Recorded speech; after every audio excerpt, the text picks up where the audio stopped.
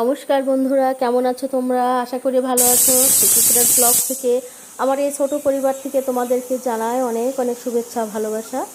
তো আজকে রান্নাঘরে দেখো কী কী রান্না করছি তোমাদেরকে দেখাবো। তোমরা ধৈর্য সহকারে ভিডিওটা স্কিপ না করে দেখতে থাকো। তো সকালবেলা আমি কিছু আলু সিদ্ধ করে নিয়েছি। আজকে কোনো মাছ রান্না করছি না, আলুর তরকারি করব। আর কলমির শাক, শান্তির শাক মিশানো শাকটা ভাজা করব। আর ভাতটা তুলে দিয়েছি এদিকে। আলুটা একটু লবণ মাখিয়ে রাখছি যাতে আলুর মধ্যে পাঞ্চে ভাবটা না থাকে। একটু মাখিয়ে নিলে তরকারিতে লবণটা ভালোভাবে মিশে যাবে। তো আমি একটু মেখে ঢেকে রাখলাম। এদিকে এখন আমি শাকটা ধুয়ে নেব। আসলে শাক খাওয়াটা অনেক ঝামেলার, শাক ভালোভাবে না ধুলে ভালো লাগে না। আমি তো শাক ধুতে অনেকক্ষণ সময় ব্যয় করে ফেলি। তো শাকটা ধোয়া হয়ে গেল, এখন আমি শাকটা একটু কুচি করে ভাজি করব আজকে। তো কুচি করে নিচ্ছি।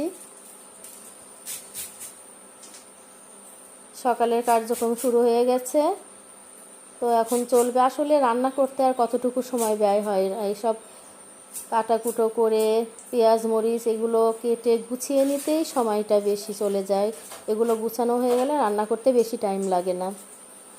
আসলে একদিকে রান্না করি, একদিকে গুছিয়ে নেই, খুবই তাড়াহুড়ো লেগে যায় আমার। তো পেঁয়াজ মরিচটা একটু কেটে নিচ্ছি, শাকটা তুলে দেব। ওদিকে ভাতটা আমার ফুটছে, আলুটাও সেদ্ধ করে মাখিয়ে রেখেছি।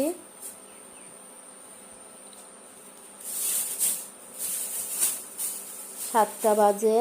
এদিকে মেয়ে আবার যাবে স্কুলে, আজকে স্কুলে যাবে। স্কুল 7, 7:30টাতে।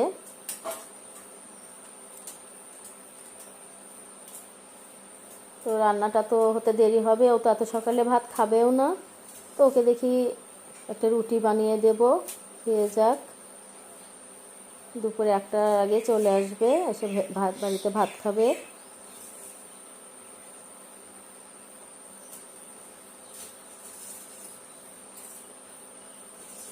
আমাদের মেয়েদের জীবনটা এমনই, ঘুম থেকে উঠেই সকালের বাসি কাজকর্ম সেরে রান্নাঘরে আসতেই হবে। রান্নাঘরে না এলে তো সবাই না খেয়ে থাকবে, নিজেরাও না খেয়ে থাকতে হবে। রান্না না করলে খাবো কি? তো বারে বারে টাইম দেখছি। আসলে টাইম দেখে কাজ করাটা আমার একটা অভ্যাস হয়ে গেছে বন্ধুরা। আমি আসলে 10 বছর চাকরি করেছি হেড টাইম কিপার পোস্টে। তারপরে আমার একটা মেয়ে হয়ে মারা গিয়ে তারপর থেকে চাকরিটা আমি বাদ দিয়ে দিয়েছি। তো সেই থেকে আমার এই অভ্যাসটা, আমি ঘড়ি দেখে কাজ করা আমার একটা অভ্যাস। টাইমলি কাজ করতে আমি ভালোবাসি। টাইম বাদে রান্না করা, কোনো খাওয়া আমার এগুলো পছন্দ লাগে না। তো মেয়েকে একটা রুটি ভেজে দিলাম, ও খেয়ে যাক। রাত্রিতে কিছুটা ডাউল ছিল, ওটা আমি শুকিয়ে রাখছি। এটাতে আমি আজকে ডাল পুরি বানিয়ে ফেলবো বিকেলে। তো ওইদিকে শাকটা তুলে দিয়েছি, একটু ভাপ দিয়ে নেব। লবণ মরিচ সব দিয়ে দিলাম, শাকটাও হতে থাক। আমি আবার কাটাকুটার কাজে বসে গেলাম, কিছুটা বাকি আছে। তো ঝুড়ির ভিতর দেখছি অনেকগুলো পটল লাল হয়ে যাচ্ছে। তো নষ্ট না করে ভাবলাম এটা ভেজে ফেলি, অন্য কোনো ভাজা এখন করব না, পটলটাই ভেজে ফেলি। আসলে কোনো কিছু নষ্ট করা আমার ভালো লাগে না, যে দেখে শুনে একটা জিনিস নষ্ট হচ্ছে তাকিয়ে থাকবো, আমার ভালো লাগে না।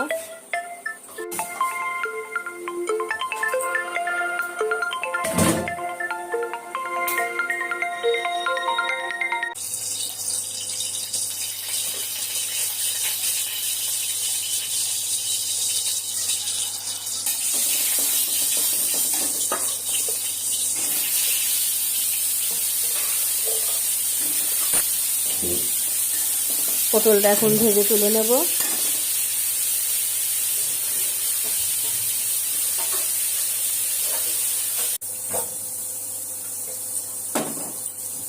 এখন আলুর তরকারিটার জন্য তাড়াতাড়ি করে মশলাটা তৈরি করে নিই, কারণ সময়টা খুবই তাড়াতাড়ি পার হয়ে যাচ্ছে। আমাকে এখনও বাজে 8টা, আমার এই টাইমের মধ্যে রান্নাটা কমপ্লিট হতে হবে। 9:15টার মধ্যেই আমার রান্নাটা কমপ্লিট হতে হবে। তো আমি 2 চামচ ধনিয়া গুঁড়ো, মরিচ, পেঁয়াজ, রসুন এগুলো দিয়ে 1 চামচের কম মরিচের গুঁড়ো দিলাম, দিয়ে একটু ব্লেন্ডার করে নেব। আলুর তরকারির জন্য মশলাটা রেডি করে নিচ্ছি। পটল ভাজাটা হলে শাকটা ভেজে তুলে নেব, তারপরে তরকারিটা করে নেব।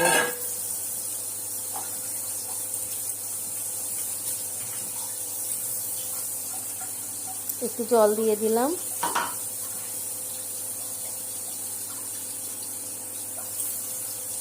তো বন্ধুরা, দূরে কাছে তোমরা যে যেখানে থাকো আমার ভিডিওটা দেখছো, যদি সাবস্ক্রাইব করতে ভুলে যাও, লাইক দিতে ভুলে যাও, তো ভুলে গিয়ে থাকো, তাহলে আমার চ্যানেলটিতে সাবস্ক্রাইব করে দিও।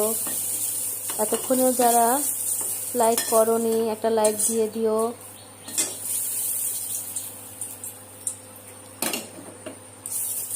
তোমাদের ভালোবাসার সাপোর্ট বিশেষ জরুরি। তোমাদের সাপোর্ট এবং ভালোবাসা পেলে নতুন নতুন ভিডিও দিতে আমরা উৎসাহী হব। তো শাকটা এখন ভেজে নেব। এদিকে ভাতটাও হয়ে এসেছে, নামিয়ে নিতে হবে। তো আমি কড়াইয়ে তেল দিয়েছি। শুকনো মরিচ ছাড়া শাক ভাজা তো মোটেও সম্ভব না। শুকনো মরিচের টেস্টটা বাড়িয়ে দেয় দ্বিগুণ শাকের টেস্টটাকে। তো কালো জিরে, পেঁয়াজ, শুকনো মরিচ দিয়ে আমি একটু ভেজে নিচ্ছি, তারপর শাকটা দিয়ে দেব। কলমি শাক ভাজাটা গরম গরম ভাতে খেতে ভালো লাগে। শাক জিনিসটা বলতেই গরম ভাতে খাবে অনেক টেস্ট লাগে, ঠান্ডা হলে ভালো লাগে না।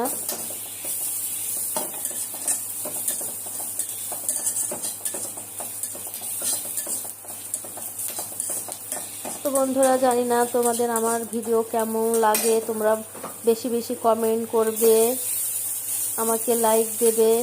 তোমাদের কমেন্ট পেতে ভালো লাগে। আমি ভিডিও আপলোড দেওয়ার পরই অপেক্ষা করে থাকি কমেন্টের আশায়। কমেন্ট করতে খুবই ভালো লাগে। তোমরা যে পাশে আছো, আমাকে সাপোর্ট করছো, সেটা আমি অনুভব করি, আরও বেশি ভালো লাগে তখন। তো তরকারিটা দেখো হয়ে এসেছে, প্রায় ফুটে উঠেছে। আমি এখন জিরে গরম মশলা বাটাটা দিয়ে দিচ্ছি, দিয়ে তরকারিটা নামিয়ে নেব।